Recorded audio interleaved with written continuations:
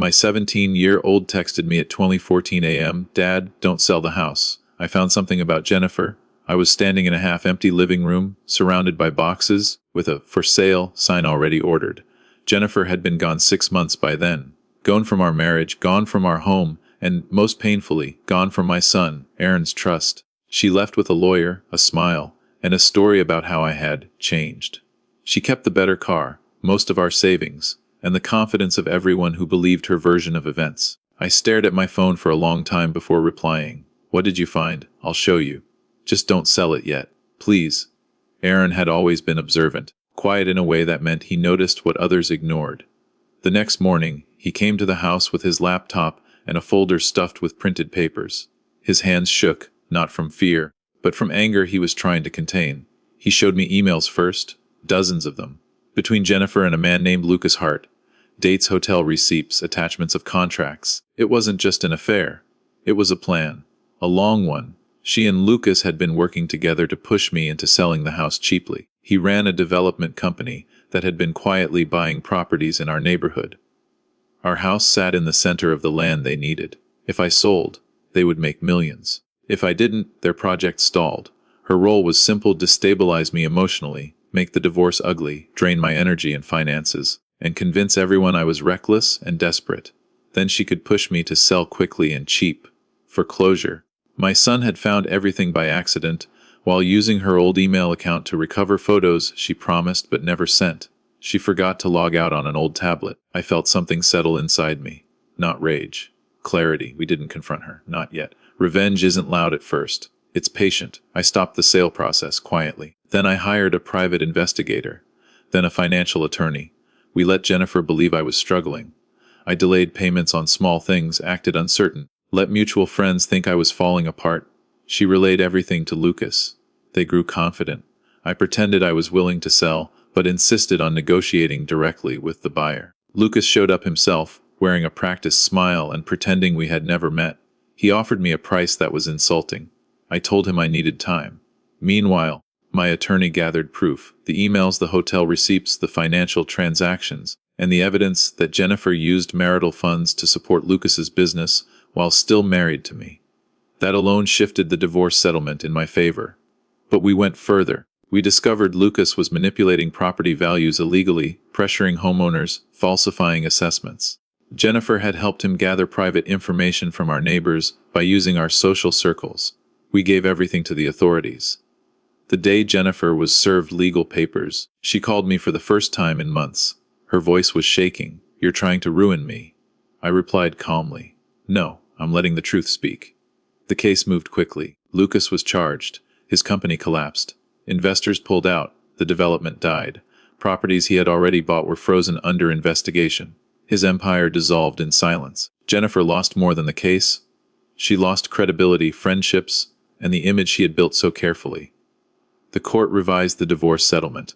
I regained the money she drained, full ownership of the house, and legal acknowledgement of her misconduct. Aaron watched all of it without celebration, just relief. 3 months later, they came back. Jennifer stood at my door with Lucas behind her, thinner, humbled, stripped of arrogance. They looked like people who had finally met reality and lost.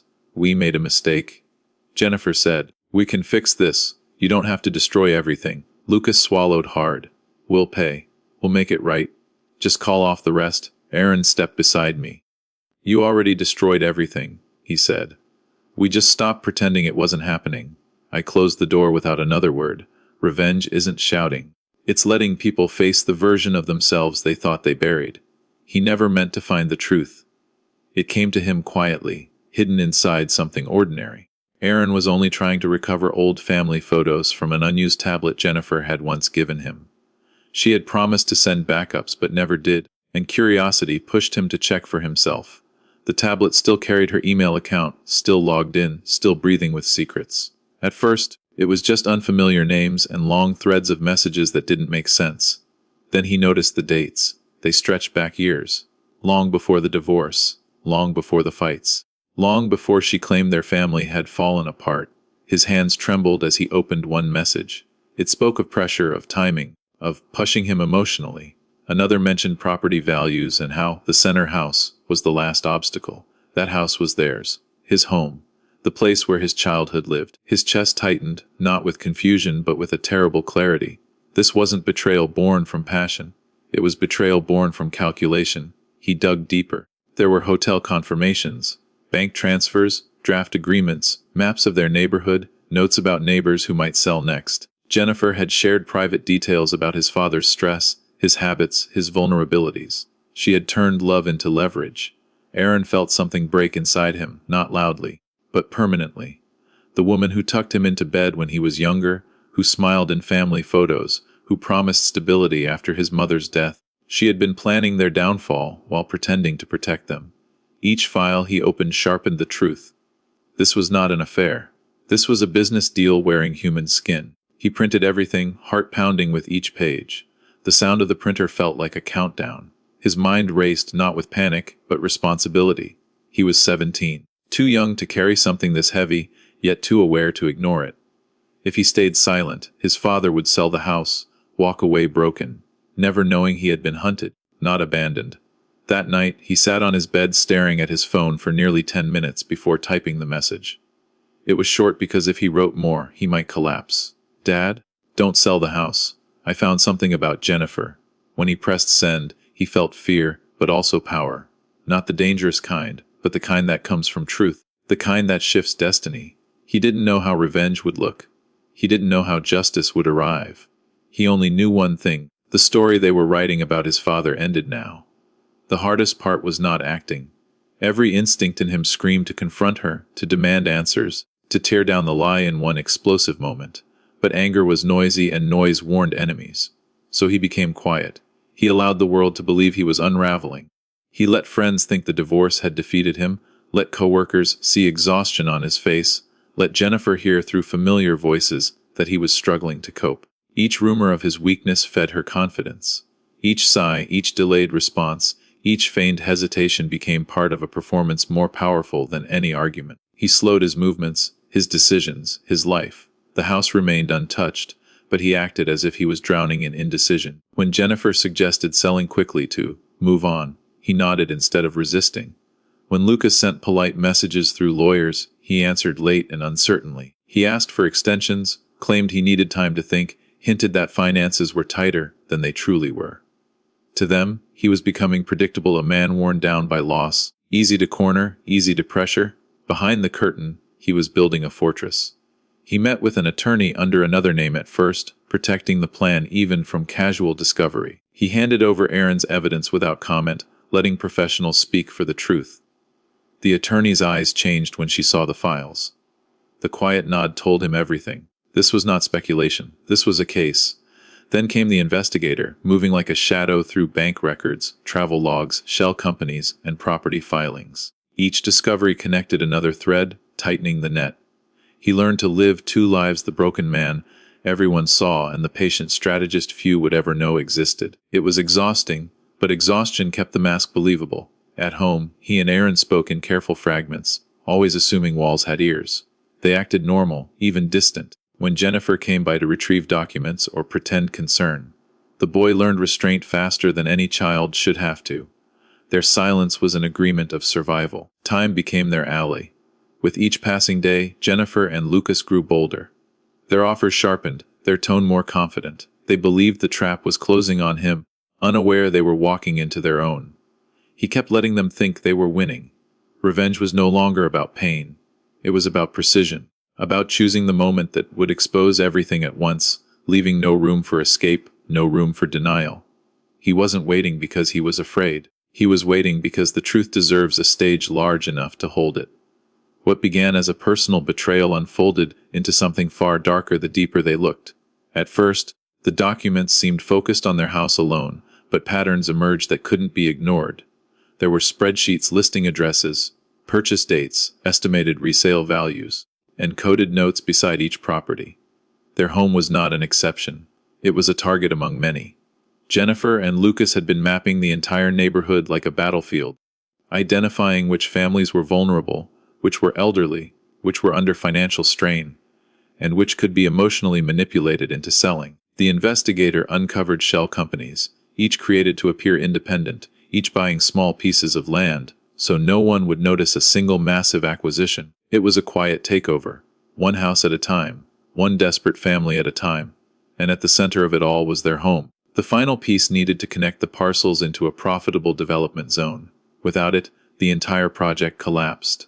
That was why Jennifer had pushed so hard. That was why the divorce had been timed so perfectly. It wasn't coincidence. It was engineering. They found illegal property appraisals that artificially lowered values, paid off inspectors who delayed permits, and forged community surveys designed to scare homeowners into believing the area was declining. Lucas's company had made millions through fear and deception.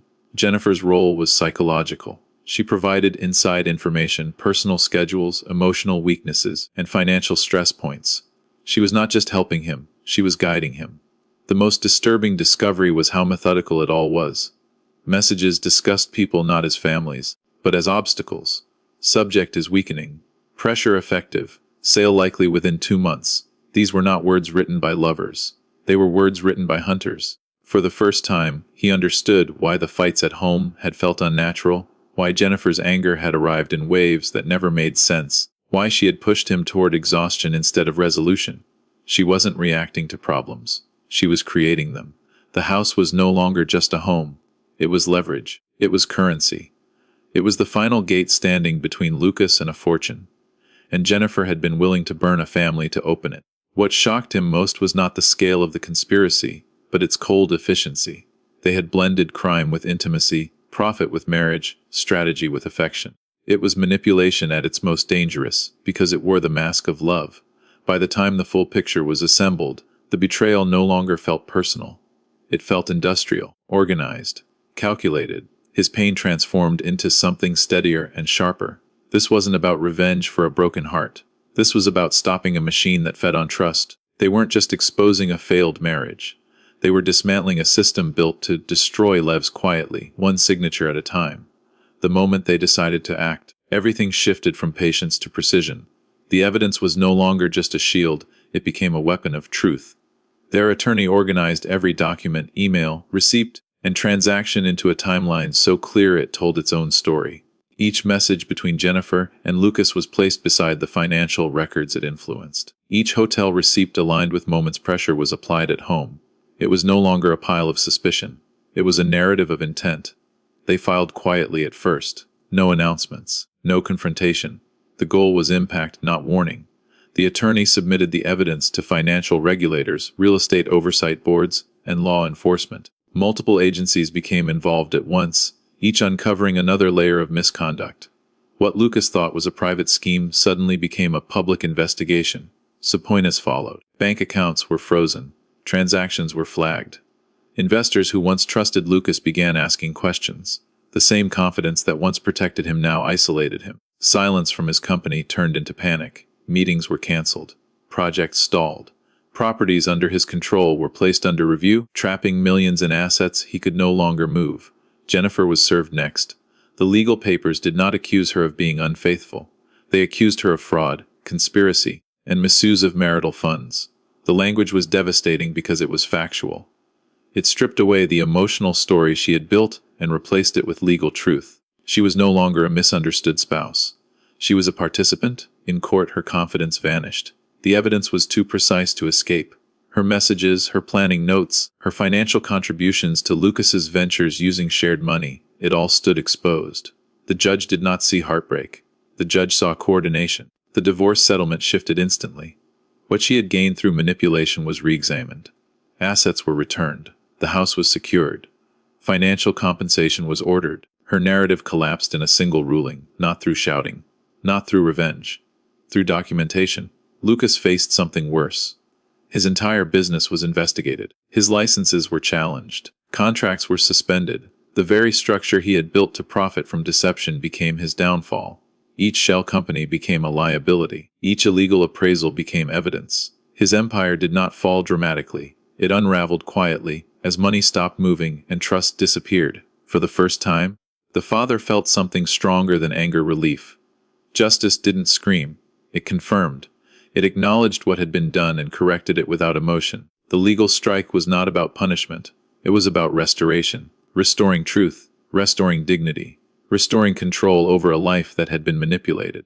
When the final documents were signed and the verdicts delivered, he didn't feel victorious.